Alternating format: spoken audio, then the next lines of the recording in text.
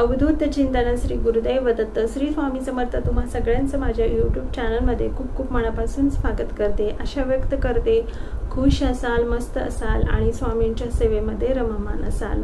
तर आजच्या व्हिडिओमध्ये मी तुम्हाला झाडून कशा पद्धतीने घ्यायचा आहे, त्याचबरोबर झाडून घेतल्यानंतर झाडू हा कोठे ठेवायचा आहे आणि कोठे ठेवायचा नाही हे सांगणार आहे। व्हिडिओ आवडल्यास व्हिडिओला लाईक करा, स्वामी भक्त असाल तर कमेंट्समध्ये श्री स्वामी समर्थ लिहायला विसरू नका आणि चॅनलवर नवीन असाल तर चॅनलला सबस्क्राइब करा। तर बघा, झाडू अशा ठिकाणी ठेवू नका ज्या ठिकाणी जर तुम्ही झाडू ठेवला तर तुमच्या घरामध्ये कधीही लक्ष्मी ही राहणार नाही। तर ती दिशा आहे आग्नेय दिशा। आग्नेय दिशेला तुम्ही झाडू ठेवला तर तुमच्या घरामध्ये लक्ष्मी राहणार नाही। त्याच्यामुळे आत्ताच तुम्ही आग्नेय दिशेला झाडू ठेवत असाल तर बंद करा।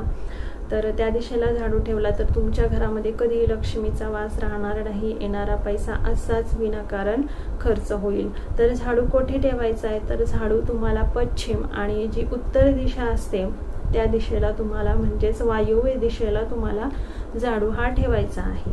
आता झाडू कशा पद्धतीने ठेवायचा आहे, झाडू असा ठेवायचा की तेथे जे बाहेरचे लोक येणारे जाणारे असतात त्यांची नजर झाडूवर पडू नये अशा पद्धतीने झाडू हा ठेवायचा आहे। असं नाही की लपून ठेवायचा, असं फक्त थोडासा आडोशाला ठेवायचा म्हणजे बाहेरच्या लोकांची नजर डायरेक्टली आपल्या झाडूवर जाऊ नये। तर अशा पद्धतीने तुम्हाला हा झाडू ठेवायचा आहे। आता झाडून कशा पद्धतीने घ्यायचं आहे, तर तुमचा घराचा जो म्हणजे जी शेवटची भिंत आहे, जी शेवटचा कोपरा आहे, रूम आहे, तेथून झाडत तुम्हाला मुख्य दरवाजाकडे झाडत जायचं आहे। असं नाही की पहिलं किचन झाडलं, नंतर हॉल झाडला, त्याच्यानंतर बेड झाडलं, असं करू नका।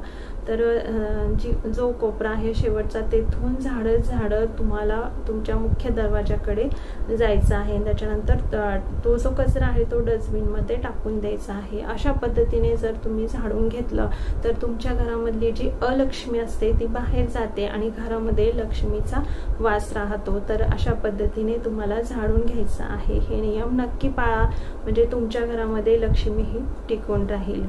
तर आशा व्यक्त करते हा व्हिडिओ तुम्हाला आवडला असेल, आवडला तर एक लाईक करा। पुन्हा भेटूया अशाच एखाद्या नवीन व्हिडिओमध्ये। तोपर्यंत श्री स्वामी समर्थ।